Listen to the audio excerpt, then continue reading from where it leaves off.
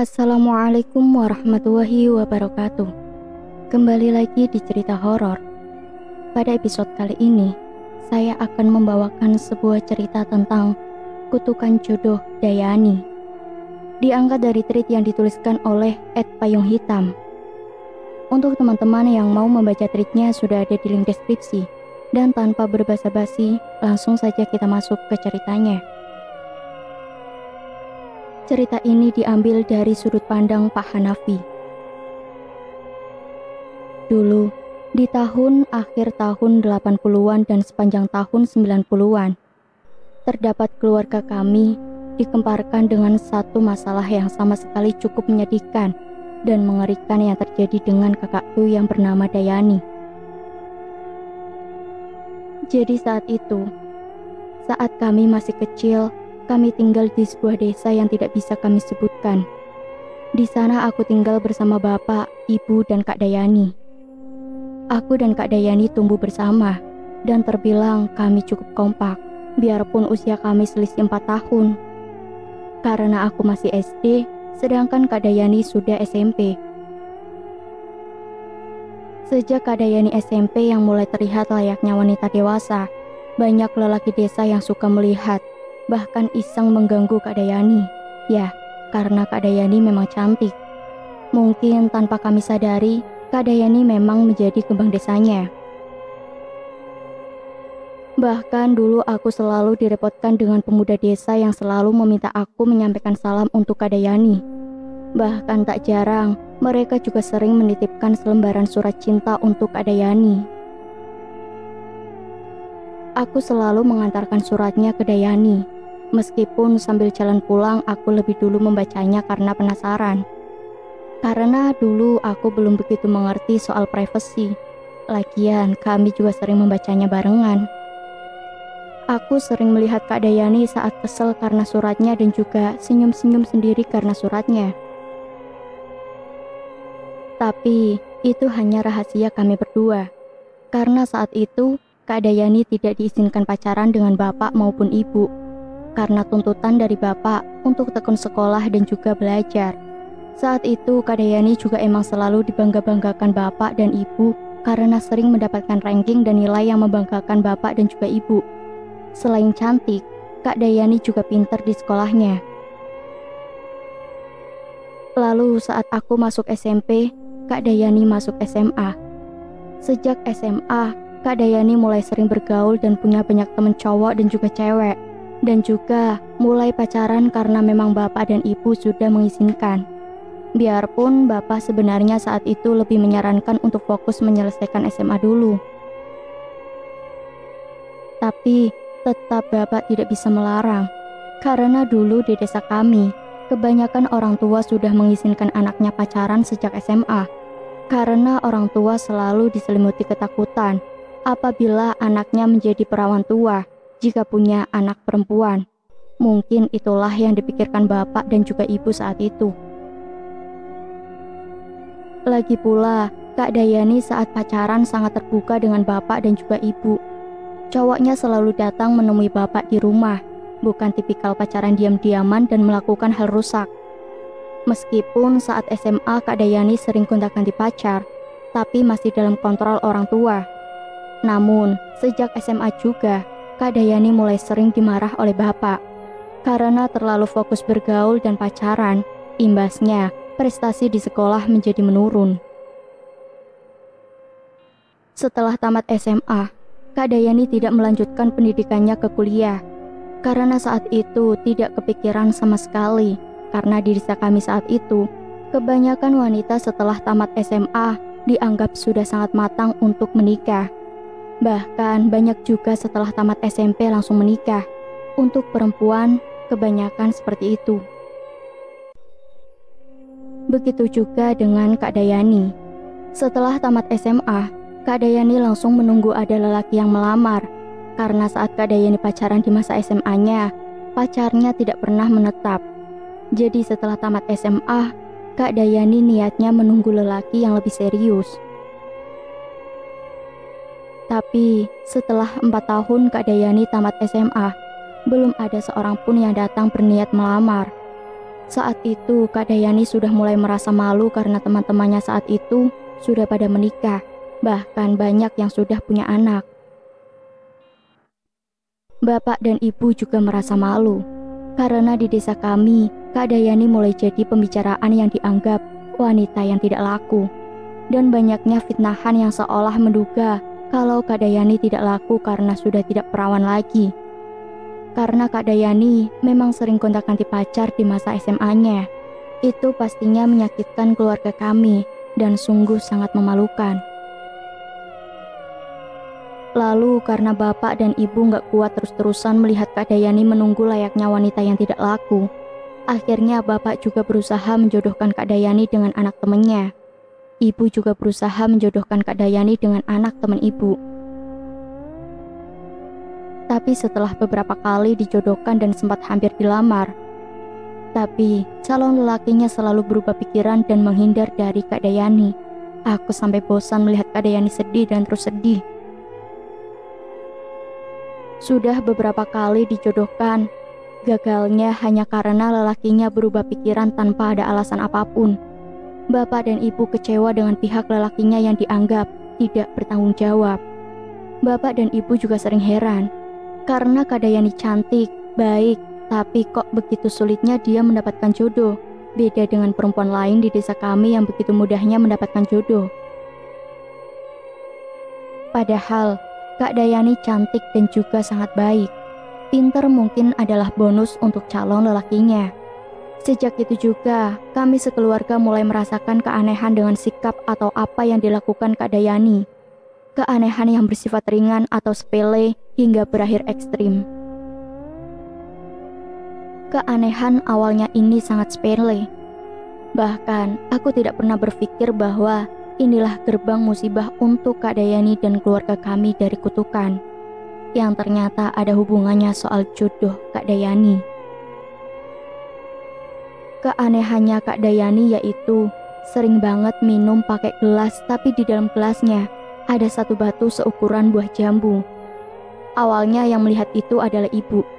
Ibu melihat Kak Dayani minum dan langsung ditanya dengan ibu, "Kok ditaruh batu di gelasnya?" Ibu nanya dengan heran. Kak Dayani menjawab dengan santainya, "Oh, ini batu untuk terapi bu, supaya Dayani awet muda." Kak Dayani sambil menjawab dengan ketawa kecil yang seakan malu. Ibu percaya, awalnya memang benar batu itu untuk terapi. Tapi, ibu heran, Kak Dayani tahu dari mana kalau batu itu bisa buat awet muda. Karena setelah bertahun-tahun Kak Dayani tamat SMA, dia tidak pernah bergaul lagi. Bahkan keluar rumah saja sudah sangat jarang. Jangan berpikir kalau Kak Dayani browsing ya. Di zaman itu belum ada Google. Bahkan saat itu TV saja masih belum punya. Karena cuma hanya orang kaya di desa aja yang memiliki TV. Karena dulu di masa itu, khususnya desa kami, TV adalah benda yang cukup mewah. Soal batunya, aku juga pernah melihat Kak Dayani minum. Di dalam gelasnya ada satu batu. Kemudian aku iseng nanya kepada Kak Dayani, lalu dijawab, itu adalah herbal untuk awet muda. Ya, tanpa berpikir aneh-aneh, aku pun percaya. Sejak itu, kami mulai terbiasa dan sering melihat Kak Dayani minum seperti itu. Tidak ada satupun dari kami menaruh curiga soal itu. Lalu beberapa hari kemudian, kami melihat keanehan lain dari Kak Dayani. Saat itu, Kak Dayani ngomong dan nanya dengan ibu dengan panik dan tergesa-gesa. "Bu, kenapa aku bisa minum air batu?" Ibu seketika terheran. Dia yang minum sendiri, dia yang menyesal sendiri. Itu yang dipikirkan. Bahkan karena itu, Kak Dayani seolah sangat menyesal sampai menangis. Kami merasa itu sangat aneh, karena menurut kami, itu hal yang sepele yang berasa aneh kalau sampai menangis hanya karena hal itu. Tapi setelah kejadian ini, aku melihat lagi Kak Dayani lagi-lagi minum air batunya. Aku sempat negur sambil meledek. "Loh, kok diminum lagi? Jangan diminum, ntar nyesel sendiri loh." Tapi Kak Dayani tetap melanjutkan minumnya. Tapi tidak lama kemudian, dia kembali menangis dan menyesal. Kejadian seperti ini sering terulang hingga kami semua terbiasa. Jadi itulah keanehan awal Kak Dayani yang sama sekali belum membuat kami menaruh curiga apapun, hanya sebatas aneh. Tapi keanehannya bukan hanya itu. Setelah beberapa tahun, muncul lagi keanehan yang terjadi dengan Kak Dayani. Karena dia mulai sering pikun yang emang gak normal dengan usianya yang masih berusia 25 tahun saat itu. Jadi awal mulanya aku melihat Kak Dayani pikun. Saat pagi-pagi aku duduk di depan rumah dan seperti biasa, rutinitas Kak Dayani adalah nyapu teras depan setiap pagi. Aku melihat Kak Dayani menyapu, lalu selesai menyapu, Kak Dayani masuk ke dalam. Tapi hanya berselang menit, Kak Dayani keluar lagi mengambil sapu lagi dan menyapu teras di tempat yang barusan dia sapu. Aku merasa heran dan bilang, "Loh, kok disapu lagi, Kak?" Tanyaku sambil heran. Kak Dayani keheranan sendiri, karena menurut dia terasnya belum disapu. Padahal barusan aku melihat secara langsung dia sudah nyapu. Bukan cuma itu, aku pernah melihat juga Kak Dayani saat makan siang. Setelah makan, Kak Dayani masuk ke kamar. Tapi berselang menit, dia keluar kamar ambil piring dan makan lagi. Karena aku sudah merasa Kak Dayani agak pikun karena kejadian sebelumnya, aku memastikan lagi sekaligus bertanya, "Kok makan lagi, Kak? Kan barusan aja kakak udah makan." Dia kebingungan sendiri, dan kejadian seperti ini mulai sering dialami Kak Dayani. Dia sering melakukan sesuatu berulang-ulang karena lupa sudah melakukannya. Dan keanehan Kak Dayani, Bapak mulai curiga soal pikunnya dan batu itu. Kemudian bertanya-tanya, ada apa dengan Kak Dayani? Bapak pun pernah curhat dengan tetangga kami yang itu teman dekat Bapak. Bapak menceritakan soal keanehan Kak Dayani dan mereka pun menduga kayaknya ada sesuatu di batu itu. Bapak juga disaranin untuk mengambil batu itu dari Dayani. Takutnya batu itu adalah sebuah jimat. Lalu, karena Bapak sudah resah, akhirnya diam-diam Bapak mengambil batunya yang selalu ditaruh Kak Dayani di gelas yang ada di kamarnya. Saat Kak Dayani sadar batunya sudah tidak ada, Kak Dayani marah-marah yang luar biasa, sampai memukul semua benda yang ada di dekatnya, sampai keadaan rumah cukup berantakan semua. Saat itu kami benar-benar heran melihat Kak Dayani marah sekeras itu. Itu pertama kali kami semua melihat Kak Dayani keras. Lalu karena Bapak sudah takut, akhirnya Bapak mengembalikan batunya ke Dayani. Setelah batu itu di tangan Kak Dayani, betapa kagetnya kami melihat Kak Dayani mengancam dan membentak Bapak. "Jangan sekali-kali sentuh batu ini lagi. Ini hanya perawatan wanita. Jangan sentuh lagi. Jika batu ini hilang, akan kuhancurkan rumah ini." Setelah itu, Kak Dayani pun masuk ke kamarnya hingga ngebanting pintu. Saat itu siang. Saat itu, Kak Dayani buat Bapak ketakutan hingga kami melihat mata Bapak berkaca-kaca bercampur sedih dan takut. Kami semua heran, kenapa Kak Dayani bisa sekeras itu, terutama dengan Bapak. Lalu sore harinya Kak Dayani keluar kamar, yang kelihatannya baru bangun tidur. Sikap Kak Dayani saat itu benar-benar tanpa merasa bersalah sama sekali, bahkan tidak canggung juga. Melihat ibu yang sedang mencuci piring di belakang, dengan santai dan lembutnya, Kak Dayani berbicara, "Loh, kok ibu yang nyuci piring? Sini bu, biar Yani aja yang cuci." Karena sebenarnya itu rutinitas Kak Dayani setiap sore. Tapi karena ibu juga sudah takut dengan Kak Dayani soal tadi siang, ibu tidak berani mengetuk pintu kamarnya Kak Dayani untuk mengingatkan mencuci piring. Makanya Kak Dayani minta untuk mencuci piring. Setelah beres mencuci piring, Kak Dayani juga buatin kopi untuk Bapak. Itu juga rutinitas Kak Dayani. Melihat itu, kami semua merasa heran dengan Kak Dayani. Sikapnya menunjukkan seolah tidak terjadi apa-apa, tidak merasa bersalah, bahkan tidak canggung sama sekali. Bapak sampai ragu, Jangan-jangan yang marah-marah tadi itu bukan Kak Dayani. Dari sini sebenarnya Bapak sudah mulai curiga. Tapi karena Kak Dayani juga sering pikun, jadi kami hanya berpikir mungkin Kak Dayani pikun, alias lupa soal kejadian tadi siang. Lalu malamnya saat makan malam, Bapak dan Ibu berharap dan menunggu Kak Dayani minta maaf. Tapi Kak Dayani sama sekali tidak menunjukkan sikap bersalah, tidak canggung, sikapnya seperti biasa. Akhirnya Bapak membuka pembahasan dan nanya ke Kak Dayani, "Yani, kamu kenapa tadi siang?" Dengan santainya, Kak Dayani menjawab, "Oh, batu itu hanya untuk herbal perawatan wanita aja kok, Pak." Dia cuma menjawab lagi dan lagi. Kak Dayani sama sekali merasa tidak bersalah dan minta maaf ke Bapak. Dari sini yang sebelumnya kami sudah curiga ada yang aneh dengan batu itu. Tapi karena jawaban Kak Dayani yang seolah meyakinkan kami semua kalau batu itu hanyalah herbal saja. Karena Kak Dayani terus-terusan menjawab, itu hanyalah batu herbal. Sejak itu juga kami tidak melihat batu itu lagi. Bahkan sampai sekarang, yang kami tidak tahu kemana batu itu, apakah disimpan dengan Kak Dayani atau mungkin sudah dibuang olehnya. Entahlah, kami benar-benar tidak tahu. Lalu, ada kejadian lain. Dari kejadian ini kami sekeluarga baru mulai mengetahui apa yang sebenarnya terjadi dengan Kak Dayani, soal semua keanehannya dan kenapa sulitnya Kak Dayani menemukan jodoh. Jadi itu bermula dengan kedatangan seorang lelaki yang berasal dari desa kami juga, yang bernama Didi. Awalnya kami semua menganggap ini kabar baik, hal yang paling ditunggu-tunggu Bapak dan Ibu. Karena saat itu, Didi datang bersama keluarga orang tuanya yang berniat melamar Kak Dayani.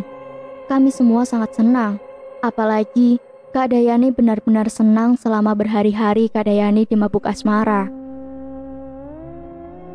Terlebih, Didi juga di desa dianggap anak yang berpendidikan, karena saat itu dia sudah sarjana, bahkan sudah bekerja di salah satu perusahaan yang berbasis di Jakarta.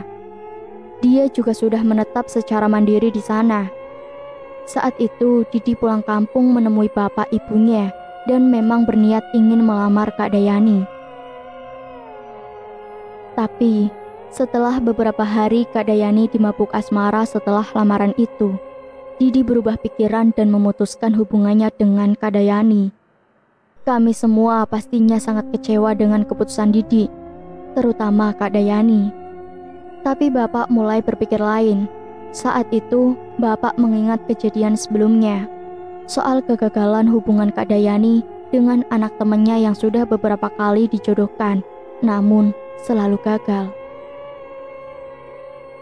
Bahkan sekarang dengan Didi terjadi lagi hal yang sama. Bapak mulai berpikir dan timbul pertanyaan, kenapa semua lelaki yang awalnya sudah suka, tapi dalam waktu singkat berubah pikiran? Apa ada yang salah dengan Dayani? Bapak berkali-kali menanyakan seperti itu denganku. Akhirnya aku mengajak Bapak bertamu ke rumah Didi. "Pak, berhubung Didi belum balik ke Jakarta, kita tanyakan apa alasan Didi berubah pikiran." Bapak menyetujuinya. Lalu aku dan Bapak bertamu ke rumah Didi. Seperti rencana kami, Bapak menanyakan dengan Didi apa alasan dia menolak Dayani. "Nak Didi, sebelumnya saya minta maaf. Bukannya saya tidak terima keputusan Nak Didi, tapi saya sebagai bapaknya Dayani, saya ingin tahu kenapa Nak Didi berubah pikiran. Saya juga minta maaf Pak, sudah membuat Bapak sekeluarga kecewa. Tapi saya juga bingung, kenapa Dayani bukan seperti yang saya lihat di awal. Setelah beberapa hari saya ketakutan melihat Dayani, saya merasa tertekan, saya juga bingung kenapa. Aneh seperti ini rasanya." Jadi intinya, di sini Didi menjawab apa yang dia rasakan saat melihat Kak Dayani. Didi berani jujur, sedangkan lelaki sebelumnya tidak ada yang menceritakan alasannya kenapa mereka menghindar dari Kak Dayani. Itulah sebabnya kenapa aku hanya menceritakan lebih detail soal Didi dibandingkan lelaki sebelumnya. Setelah itu kami pamit pulang. Dan di rumah, kami mulai berpikir bingung dan ketakutan. Seolah apa yang ditakutkan bapaknya seperti benar, ada yang salah dengan Kak Dayani. Di saat bapak sedang kebingungan sendiri, aku menyarankan bapak coba konsultasi saja dengan Mbok Minah. Jadi Mbok Minah ini adalah dukun beranak. Kata temanku dia juga bisa ngobatin penyakit kampung. Bapak setuju. Kami langsung mengajak ibu dan Kak Dayani ke rumah Mbok Minah yang berada di desa sebelah. Sampai di rumah Mbok, ibu dan bapak pun langsung menceritakan semua keanehan Kak Dayani. Terutama, sulitnya Kak Dayani mendapatkan jodoh. Di situ Kak Dayani hanya diam dengan raut wajahnya yang sedih. Dan pastinya, merasa malu, yang aku yakin dia malu dengan dirinya sendiri. Karena kami sekeluarga sudah serepot ini hanya karena tidak ada yang mau berjodoh dengan dia. Kita balik lagi soal Mboknya. Setelah diceritakan, Mbok juga awalnya merasa heran. Kok bisa perempuan secantik ini sulit dapat jodoh, apalagi perlagakannya sangat lembut. Setelah mengobrol, Mbok pun langsung menggelar tikar untuk duduk di lesehan. Mbok mau menerawang Kak Dayani. Sebelum diperiksa, Mbok menyuruh bapak dan ibu memegangi tangan Kak Dayani untuk berjaga-jaga kalau tiba-tiba Kak Dayani kerasukan. Dalam keadaan dipegang, Mbok menyuruh Kak Dayani natap matanya. Tatap mata Mbok ya cantik. Mbok terus menatap mata Kak Dayani. Jadi mereka saling tatapan selama beberapa menit.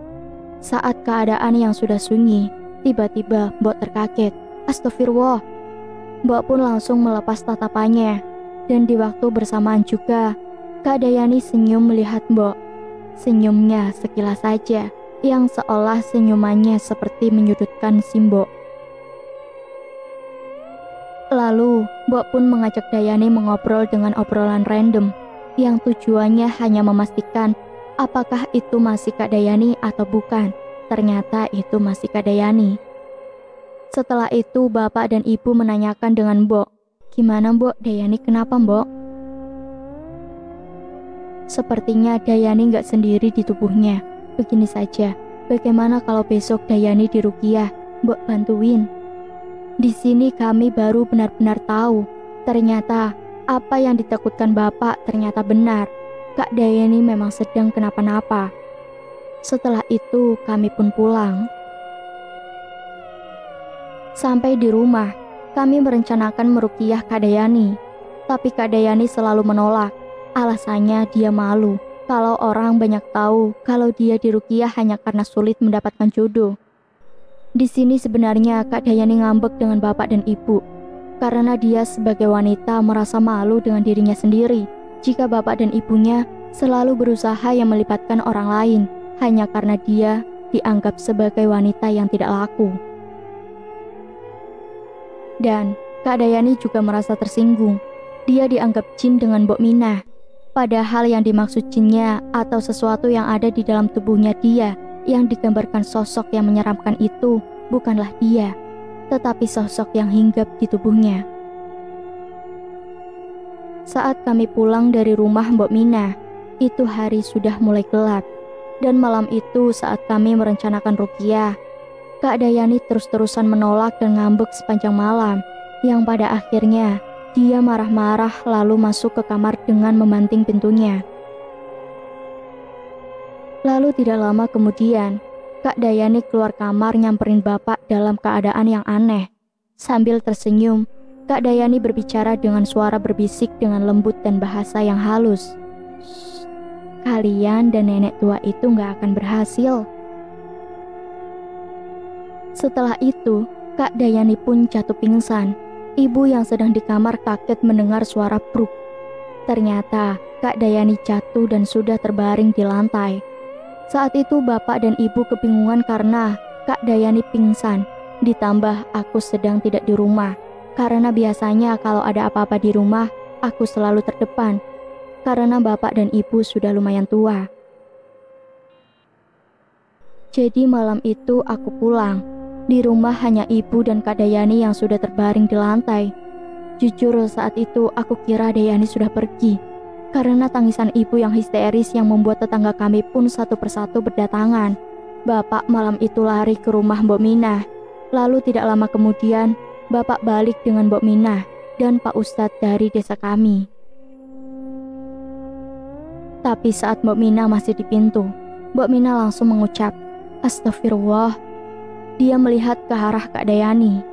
Mbok Minah pun menyuruh kami semua minggir, karena dia melihat ada sosok hitam besar yang menduduki tubuh Kak Dayani.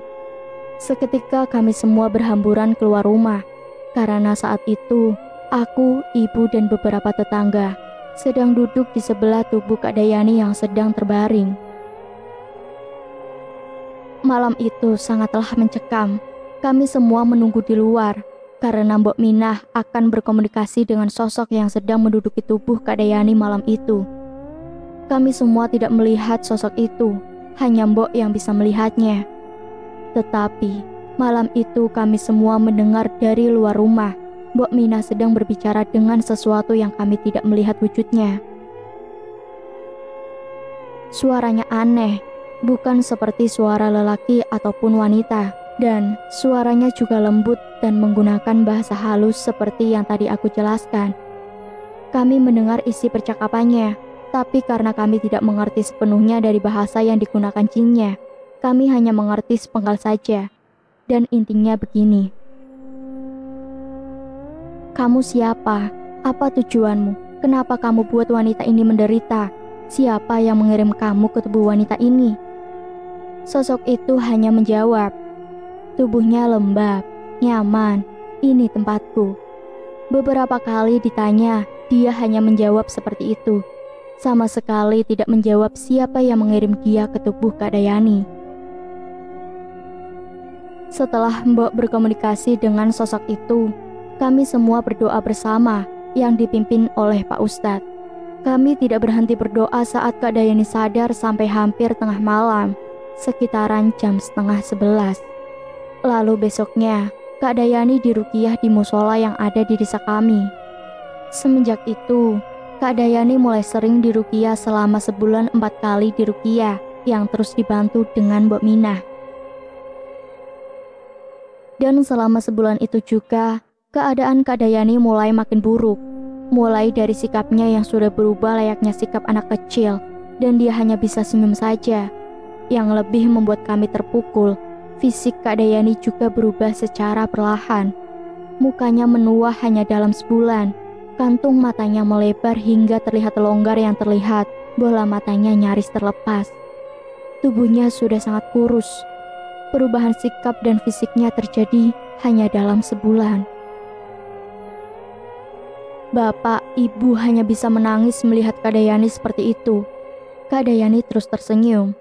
Kami pun terus melakukan ruqyah lebih sering lagi untuk melawan jinnya dan terus berdoa agar Kak Dayani bisa kembali seperti semula.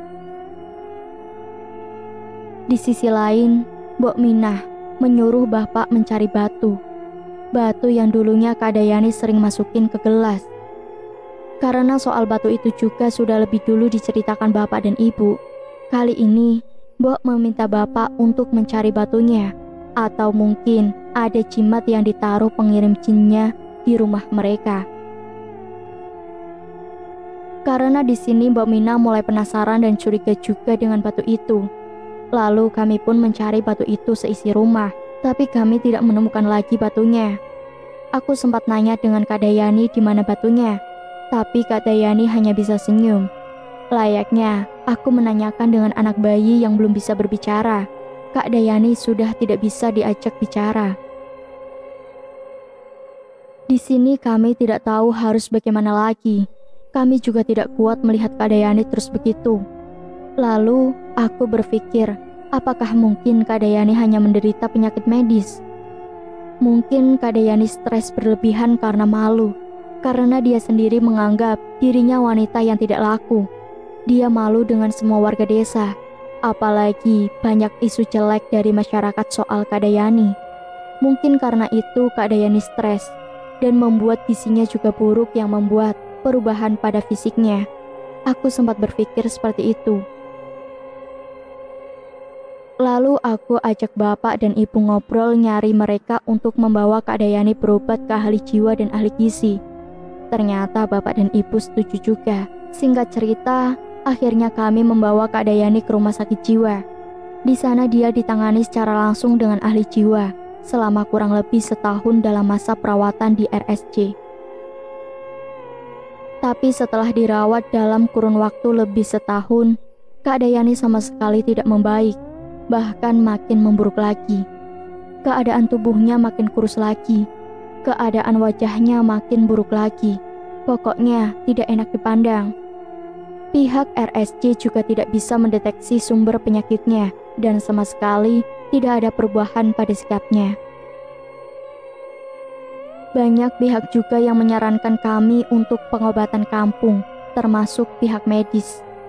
Akhirnya kami pun membawa Kak Dayani pulang lagi. Semenjak Kak Dayani sudah di rumah lagi, banyak anak-anak desa yang ketakutan melihat Kak Dayani. Yang saat itu, Kak Dayani suka duduk di depan rumah dengan tingkahnya yang random dan fisiknya menakutkan anak-anak. Bapak, ibu hanya bisa menangis melihat Kak Dayani. Aku terus melihat ibu menangis. Di sini keluarga kami sama sekali tanpa senyum. Ada penghalang besar yang membendung senyuman kami, kecuali Kak Dayani yang terus tersenyum. Hingga di satu titik, kami sudah bingung mau mengobati Kak Dayani kemana lagi. Lalu saat itu temannya bapak menyarankan membawa Kak Dayani ke Mbah Jiwo, dukun yang dianggap menggunakan ilmu hitam. Menurut kebanyakan warga di desa kami, katanya Mbah Jiwo adalah dukun yang kuat. Mungkin Mbah Jiwo bisa mengusir sosok yang ada di dalam tubuhnya Kak Dayani. Awalnya bapak juga ragu karena takut musyrik. Lalu bapak kompromi dengan aku dan ibu juga. Kami juga awalnya ragu, tapi karena kami tidak kuat melihat Kak Dayani terus-terusan begitu, akhirnya kami nekat membawa Kak Dayani ke Mbah Jiwo yang saat itu rumahnya lumayan jauh dari desa kami. Sampai di rumah Mbah Jiwo, Kak Dayani langsung memberontak, seperti takut dan membenci melihat Mbah Jiwo. Aku pun dan bapak langsung memegang Kak Dayani, karena kami gak kuat. Kak Dayani benar-benar kuat. Akhirnya aku dan bapak mengikat Kak Dayani, menggunakan selendang yang saat itu dipakai ibu. Dengan sekejap, selendang itu pun robek dan putus. Akhirnya Mbah Jiwo ngasih kami sehelai daun bambu yang udah kering dan tipis. Mbah Jiwo menyuruh kami mengikat tangan Kak Dayani pakai itu. Kami heran, tapi kami tahu Mbah Jiwo dukun, dia lebih tahu soal itu. Kami pun segera mengikat tangan Kak Dayani dengan daun bambu itu. Anehnya, Kak Dayani benar-benar tidak bergerak. Ya, aneh. Kami juga merasa aneh soal itu. Setelah Kak Dayani bisa tenang, barulah kami menceritakan dengan Mbah soal Kak Dayani. Mbah pun memeriksa Kak Dayani dengan metode-metodenya yang kami tidak mengerti. Setelah itu, barulah Mbah menjelaskan dengan kami, dan disinilah kami akhirnya mendapatkan jawaban soal semuanya. Kata Mbah, ada sosok jin hitam besar kurus, bermata merah yang ada di dalam tubuh anak ini. Kasihan dia, ada yang mengirimkan jin ini ke tubuhnya agar anak ini sulit mendapatkan jodoh. Karena setiap lelaki yang berniat meminangnya, lelaki itu tidak akan melihat dan merasakan aura aslinya, karena mereka akan melihat dan merasakan aura hitam dari jinnya, yang memang diperintah untuk menutup aura aslinya. Ternyata di sini kami baru tahu kenapa dulu setiap lelaki yang dijodohkan dengan Kak Dayani, termasuk Didi, selalu gagal hanya karena mereka berubah pikiran. Ternyata tanpa mereka sadari, mereka hanya melihat dan merasakan aura hitam dari jinnya. Ini khusus buat lelaki yang berniat meminang atau menikahi Kak Dayani. Kata Mbah Jiwo juga, jin yang ada di dalam tubuh anak ini sudah menyatu dengan sempurna di tubuhnya. Itulah sebabnya kenapa fisiknya berubah, karena itu mendekati bentuk sosok jin aslinya. Bapak memohon dengan Mbah untuk bisa mengobati dan mengusir jin yang ada di dalam tubuhnya. Mbah Jiwo juga menjelaskan dengan kita. Katanya setiap jin yang dikirimkan biasanya selalu ada bukti yang tertinggal berupa jimat yang sebagai pengantar jinnya masuk ke tubuh korbannya. Lalu bapak pun langsung jelasin soal batu itu lagi. Lalu Mbah bilang, kalau batu itu berupa jimatnya, kemungkinan anak ini akan bisa diselamatkan, karena batu itu adalah gerbangnya untuk jin itu masuk ke tubuhnya, juga untuk jin itu keluar dari tubuhnya. Setelah itu kami pun pulang. Di jalan pulang kami semangat, ada harapan Kak Dayani bisa selamat. Sampai di rumah kami pun semua mencari batunya. Semua barang-barang di rumah terutama kamar Kak Dayani, kami bongkar untuk mencari batu itu. Tapi setelah beberapa hari kami tidak menemukan batu itu. Akhirnya kami balik ke rumah Mbah Jiwo. Sampai di rumah Mbah, kami menjelaskan kalau kami benar-benar tidak menemukan batunya lagi. Mbah juga bilang, tanpa batu itu, jinnya tidak akan bisa keluar. Sebenarnya bisa, tapi jinnya harus dikeluarkan secara paksa. Tapi Mbah Jiwo mengaku tidak akan kuat menghadapi jinnya kalau dikeluarkan secara paksa, karena resiko terlalu besar untuk Mbah Jiwo. Dengan berat hati kami pun harus mengerti, harapan merasa hilang. Lalu, di sini Mbah Jiwo juga menawarkan kami untuk melihat dan berinteraksi secara langsung dengan jin yang ada di dalam tubuh Kak Dayani. Kami semua bersedia, tapi ada satu syarat atau ritualnya yang harus kami lakukan. Kami harus mandi dengan daun sirih dan jeruk purut, dan mandinya harus setiap subuh selama 7 hari ke depan. Sebelum mandi harus melafalkan semacam doa, tapi bukan doa dari agama, tetapi semacam mantra yang menggunakan bahasa daerah yang ditulis Mbah Jiwo di kertas. Lalu kami pun pulang. Di rumah aku, bapak, dan ibu menjalankan ritualnya selama 7 hari. Setelah itu kami balik lagi ke rumah Mbah Jiwo. Di sana seperti biasa, Kak Dayani selalu memberontak saat ke rumah Mbah Jiwo. Tapi Mbah Jiwo juga selalu menyiapkan sehelai daun bambu untuk mengikat tangannya Kak Dayani. Setelah Kak Dayani sudah tenang, Mbah Jiwo juga langsung mempersiapkan tempat untuk kami di rumahnya untuk kami berinteraksi dengan jinnya. Tapi sebelum dimulai, Mbah Jiwo mengingatkan kami. Sebelum memulai, ada pantangan yang jangan kalian lakukan. Nanti kalian akan melihat sosok jinnya secara langsung, dan kalian boleh menanyakan apapun. Tapi saat berinteraksi, jangan terlalu takut, jangan terlalu marah, dan jangan terlalu sedih. Emosional harus benar-benar stabil. Jika tidak, jinnya akan merasa menang dan akan mendominasi yang memungkinkan keadaannya akan menjadi lebih buruk. Mendengar itu, aku bergetar, tapi aku memaksakan berani.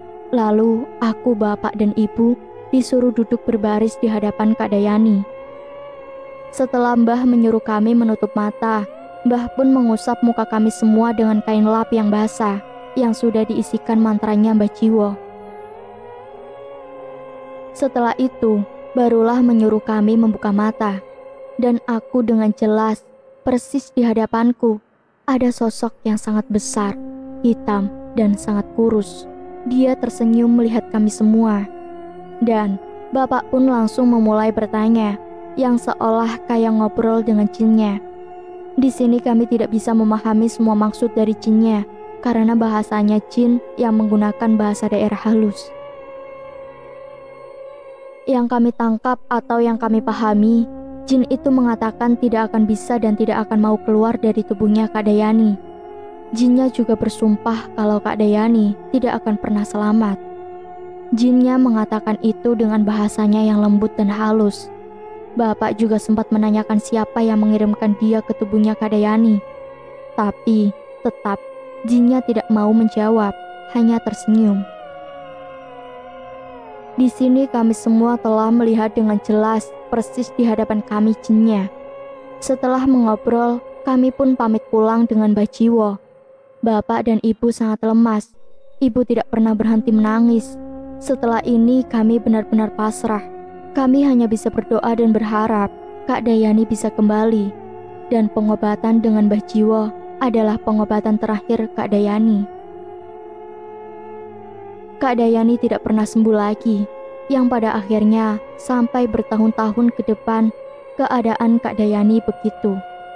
Akhirnya kakak saya, Kak Dayani, wanita tercantik kami, meninggal dunia pada tahun 2003 di usianya ke-31 tahun, meninggal secara mendadak. Setelah Kak Dayani pergi, bahkan sampai sekarang kami belum tahu siapa yang tega membuat Kak Dayani menderita semenderita itu. Apakah Kak Dayani telah menyakiti hati orang lain hingga membuat orang itu menjadi orang terjahat untuk dirinya sendiri? Atau mungkin itu hanya orang syirik yang sangat kejam tanpa dikaruniai belas kasih sesama manusia. Tapi ya udahlah, sudah melupakan kejadiannya dan juga sudah memaafkan siapapun pelaku di balik ini semua. Kami tidak ingin kembali mengingat kisah ini. Tapi di sini kami hanya ingin membagikan kisah kami. Semoga bisa menjadikan pembelajaran. Buang yang buruk, petik pembelajarannya. Sekian dan terima kasih. Nantikan untuk cerita horor lainnya. Tetap stay tune di cerita horor. Banyak sekali pesan moral yang dapat kita ambil dari cerita-cerita ini. Tingkatkan yang baik, hilangkan yang buruk. Wassalamualaikum warahmatullahi wabarakatuh.